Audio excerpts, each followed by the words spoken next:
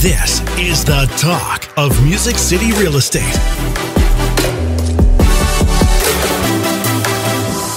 Welcome back to another episode of the Talk of Music City Real Estate, where we educate and motivate all things real estate. My name is Monty Moore with Realty One Group Music City. Hey, and I'm Carrie Ann with CMG Financial and my mortgage team. Every week we'll be posting a new episode chock full of Nashville real estate value. Yes, and you can follow along and subscribe at thetalkmusiccity.com. Got a question for us? Ask away at questions@talkmusiccity.com. Money, money, money. And Jason Hoover's in the house. Thank you, Jason, for joining us today. Love your smile, brother. Love your heart. Love your determination to raise the bar in real estate. You know, he does. A great question that Jason was asking me earlier. What do you think you feel is the bigger problem that our local real estate market faces? Number one, rising prices, or number two, lack of inventory? That's a good question. Let's chat about that. Okay, before we do, let's talk about our awesome sponsor, Music City Removal. Yes, Music City Removal. They are the #1 junk removal service in Nashville. From residential, commercial, and construction, they're experts in ridding you of junk. Their costs include labor and dumping fees without any hidden or added expenses. Whether you need a full clean out or just one item removed, they have you covered. The Music City Removal team knows the importance of respect and trust while in someone else's home. They understand the inconvenience of junk left behind by previous homeowners and tenants and are determined to provide an affordable and customer-focused removal service that puts you first. For a free on-site estimate, just go to musiccityremoval.com. That's musiccityremoval.com. Yes, Music City Removal, because clutter ain't cute. No, it ain't. But you're looking cute today, Carrie Ann, and full of wisdom and knowledge and all exciting things about mortgages and real estate. Yes. So let's go back to that question. What was that question again you had? The question is, what do you feel is the bigger problem that our local market here in Middle Tennessee faces? Rising prices or lack of inventory? I mean, it's crazy to think what the average price point is in Williamson County, and even in all the other counties. When I moved to Franklin, I bought my house for $205,000 and $200 or something like that. That's probably $500,000. Or how long ago was that? 15 years ago. Yeah, but it is right up there, you know. I mean, just to think about it, what it used to be and where we are today, it's quite amazing. Well, and it's like that one that you sold my parents. Yeah, it was $282. Yeah, and now I was looking up, just doing some rough comps on it. I mean, it could easily do $465 plus.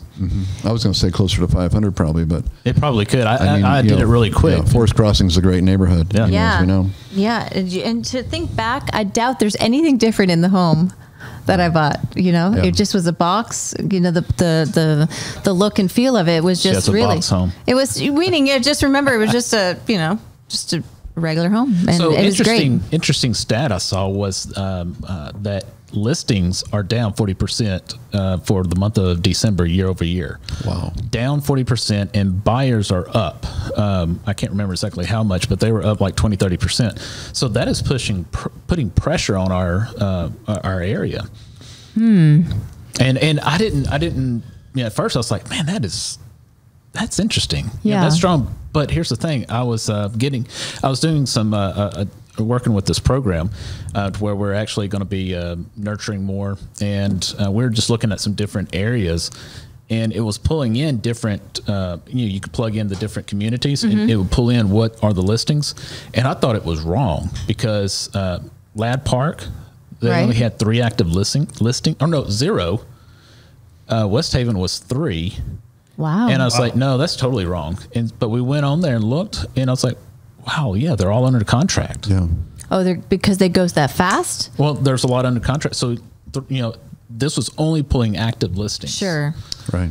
And so I was like, wow, that stat is very true. Close to it. Wow. Well, what I think one of the things that feeds that reality of the short inventory is the fact that there's plenty of people I think that would sell, but they don't know where they're going to go.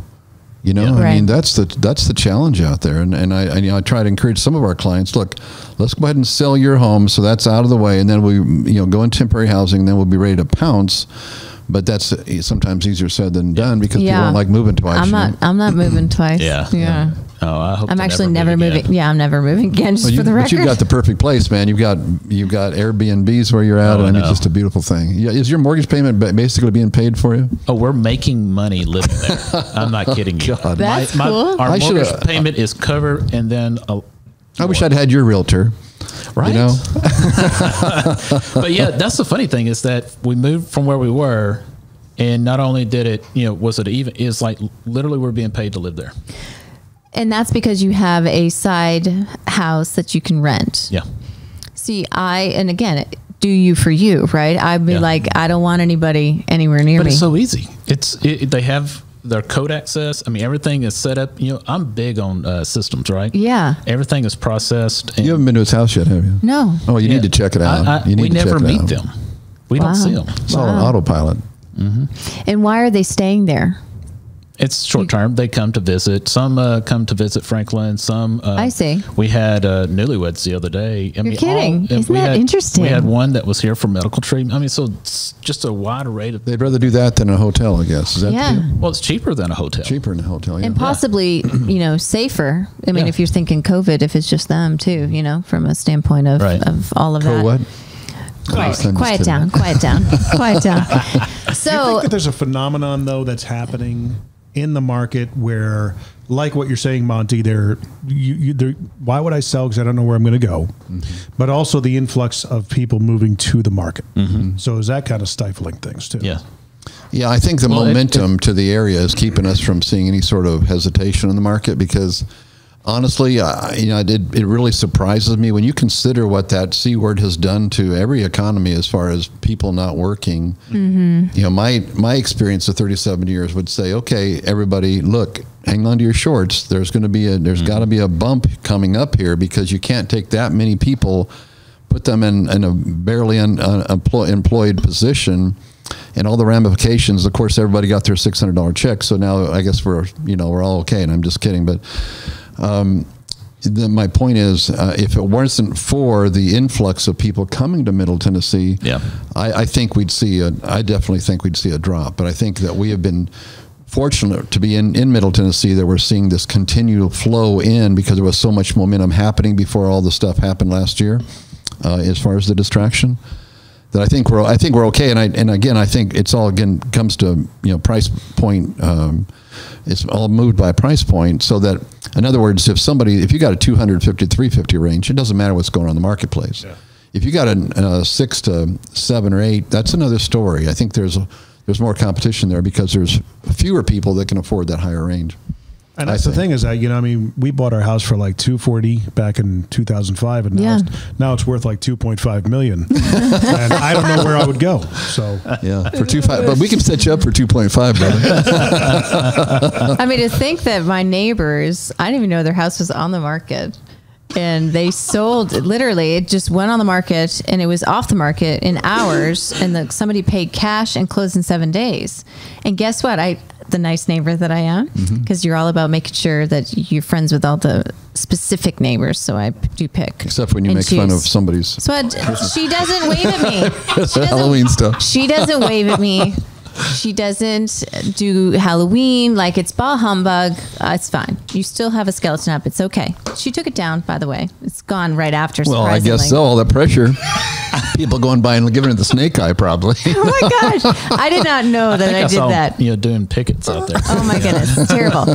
However, guess where that client came from? Because they sent me a thank you note and did their previous address on the thank you note. And guess where they're from? California. California. Yeah. It says everything. So and the other day I took 3 applications in a row, and they're all from California. Yeah. A lot of people come from California. I don't know what's kept them there that long, and now I hear they're going to get taxed for bailing. A bailing tax. Is that or crazy? Something. But what they can get here.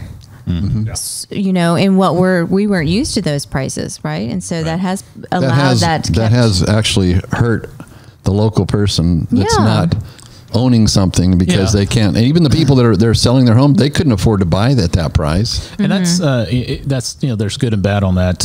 But yes, that is the bad, is that it's pushing people, because we're the music industry. We've got a lot of the business. And so those people are being pushed further and further away from the the core, the central part of Music USA.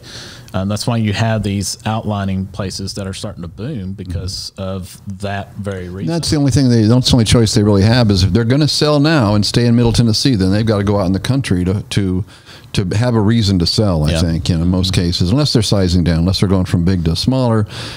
That's going to feel like a lateral move. We live over in Brentmead, and great neighborhood, older neighborhood, built in the 80s, and pretty substantial neighborhood, big lots and all that. Well, this adjoining neighborhood, right just 2 blocks away from our house, there's these 1970s bi-level homes that should be worth maybe 350, 400,000 max. Okay, they're just 1970s, 3,000 square foot bi-levels.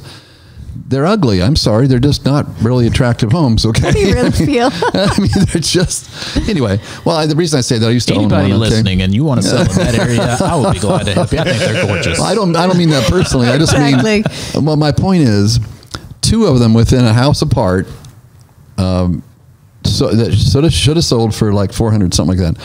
The people flipped them. They paid for something for them, okay? And they both sold for one at $867, one at $850, 55. Okay, we're talking about, again, 1970s. I don't care how much lipstick you put on a certain animal. It's still that certain animal, Are they buying it for the land? No, it's an acre lot. They're buying it for the location, I'm sure. Location, yeah. But how in the world are they ever going to be able to sell? It's got a 2-car garage, just 3,000 square feet, and paying $867. Yeah. I don't care what you do to the inside of the house. It makes no sense. So what happens then? I mean, I would like to talk to an appraiser, because now the last one that sold, it's even closer to us. Sold for, again, a 1970s something. Now, this was on a double lot, so I get there's going to be a little bit of premium. They put it on the market. I walk past it all the time when I walk, and I'm thinking, okay, that home's, it's our neighborhood. I mean, it's right next to our neighborhood. You're going to guess, okay, well, it's probably worth about, well, since that sold for $850, it's still a 1970s some. Okay, so let's say $875. They put it on the market for $960. Yeah. And it sold within a week for $960,000. Wow. Now, how in the world is it appraised? But here's something else. I mean, this is a little off that, but it's another thing that's driving factors, okay? Yesterday, one of our agents called me and wanted to know about Open Door.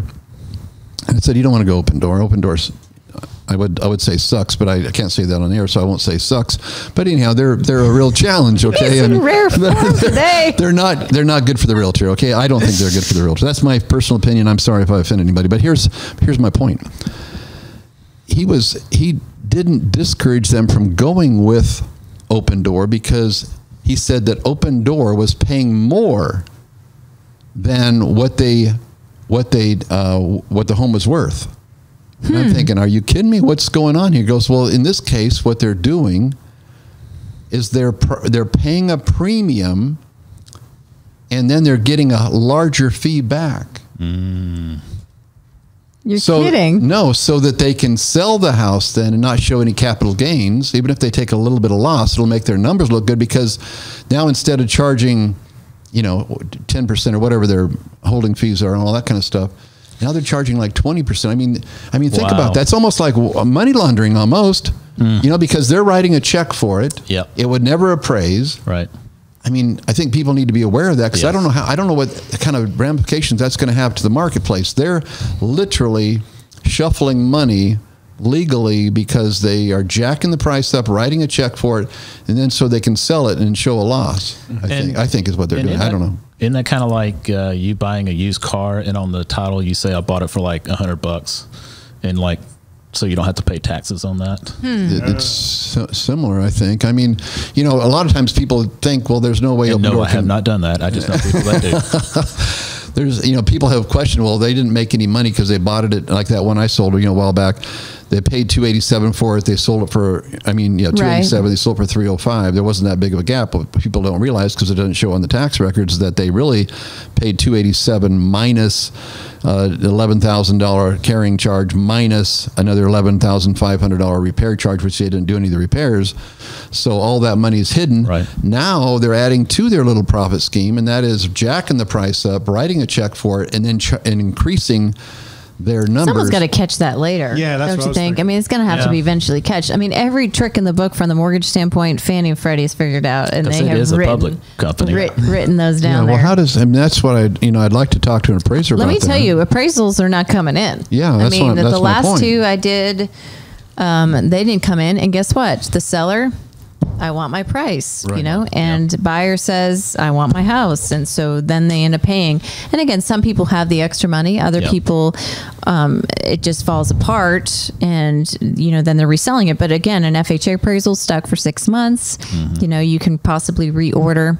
But we're seeing a lot of appraisals coming in low. I had one recently. And the agent got, they weren't so happy and said the appraiser was wrong and they should have gone 5 miles out more north, and so it's hard to say like cherry pick your comps. You can't do that either, right? No, that's what we stopped doing.